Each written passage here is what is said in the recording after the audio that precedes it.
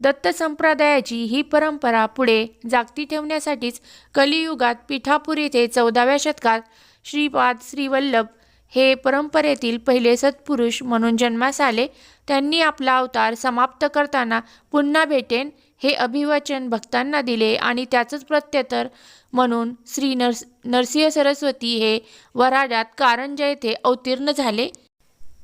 इसवी सन 1373 ते 1458 या काळात आपले अवतार कार्य करताना ते 1457च्या सुमारास श्रीशैल्य यात्रेच्या वेळी कर्दळीवनातून गुप्त झाले आणि नंतर सुमारे 300 वर्षांनी कर्दळीवनातून पुन्हा प्रकट झाले.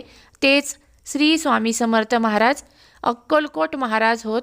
दत्त परंपरेतील तिसरे सत्पुरुष आणि दत्ताच्या विभूती तत्वाचा चौथा अवतार म्हणून हे मानले जातात.